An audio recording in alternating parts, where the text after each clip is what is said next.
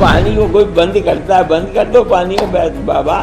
پانی آج سے تھوڑا ہی پتہ نہیں کتنے ہزار سال سے ستلج، بیاس، راوی، چناب، جہلم بہ رہے ہیں. وہاں جا کر کے وہ دریائے سندھ بن جاتے. آسان ہے ان دریاؤں کہاں لے جاؤ گے؟ بسم اللہ الرحمن الرحیم. میں سن رہا تھا ارشد مدنی صاحب کو، اور ان کی اچھی اچھی باتیں میں نے سنی تو مجھے یہ خیال ہوا کہ اگر ہندوستان کا یہ وزیر اعظم بن جائے یا اس پارٹی کو وہاں موقع مل جائے تو انشاءاللہ ان کے تعلقات ہمارے ساتھ بہتر ہوں گے.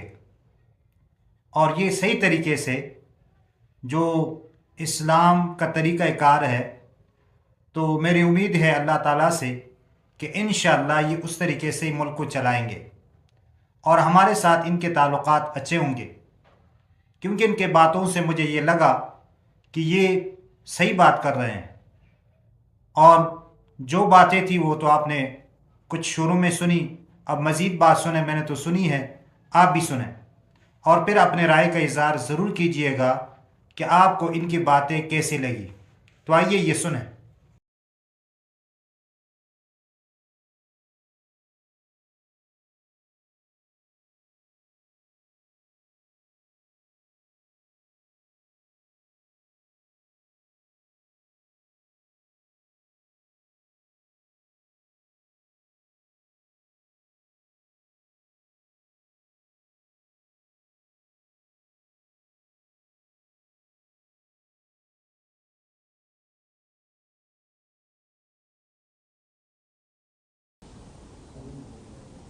کوئی آسان کام ہے؟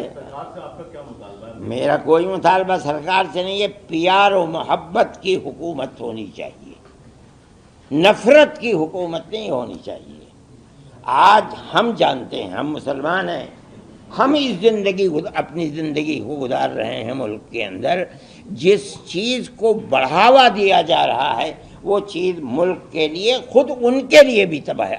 آج نہیں ہوا ابھی تک، لیکن اگر یہ نفرت کی سیاست کا دروازہ کھلا رہا، دیکھ لیجئے گا. میں تو بوڑھا آدمی ہوں، کئی دن زندہ رہتا ہوں، لیکن ایسا دن آ جائے گا اگر یہ نہ رکا کہ سانس لینا میرے لیے، آپ کے لیے، ہندو کے لیے، مسلمان کے لیے مشکل ہو جائے گا. تب دنیا کھڑی ہوگی کہ بابا مصیبت سے ٹلو، کسی طرح ہٹاؤ انہیں.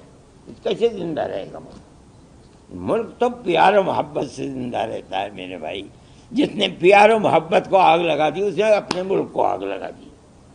کشمیر میں جتنے آتنکوادی تھے، ان کے جو ان کو سپورٹ پرووائڈ کرانے والے تھے، جو خود آتنکوادیوں کے گھر بھی گرا دیے گئے ہیں کشمیر میں، آپ ان کارروائی کو کیسے دیکھ رہے ہیں؟ نہیں، اگر وہ آتنکوادی ہیں تو ان کے گھروں کو گرا دیا گیا، بہت اچھا ہے. اگر آتنکوادی وہ نہیں تھے اور گھر کو گرا دیا گیا تو میں نہیں سمجھتا ہوں کوئی آدمی اس کی تائید کرے گا. میں نہیں جانتا ہوں کہ وہ آتنکوادی تھے یا نہیں. اگر وہ آتنکوادی تھے اور 100% یقین تھا ان کے گھروں کو گرا دینا، یہ حق تھا کہ گرا دیا جاتا، بلڈوزر چلا دیا جاتا. لیکن اگر وہ نہیں ہے تو ان کے اوپر بلڈوزر کا چلانا میں نہیں سمجھتا ہوں کہ اس کی کوئی آدمی تائید کرے گا.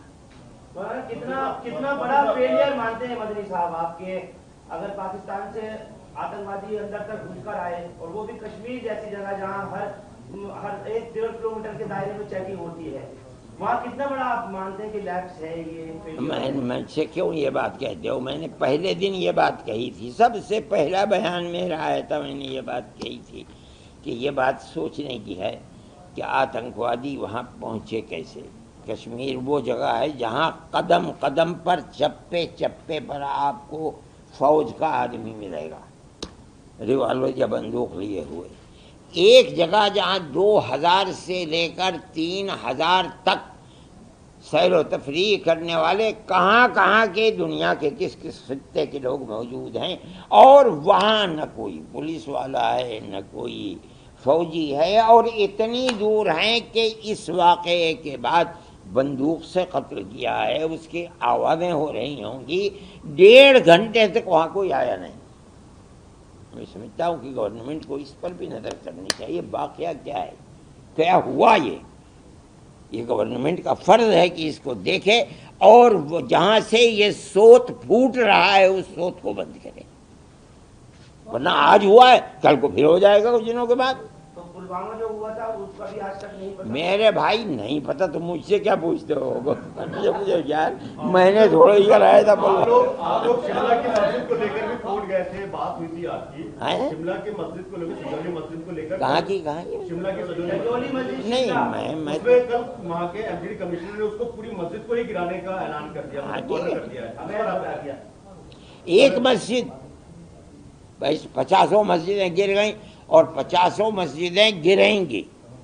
पुराने कानून के अंदर ये है कि अगर किसी शख्स ने मस्जिद बनाई, मकान बनाया, घर बनाया और वो पाकिस्तान चला गया, उसकी सारी जायदाद कस्टोडियन के अंदर चली जाएगी।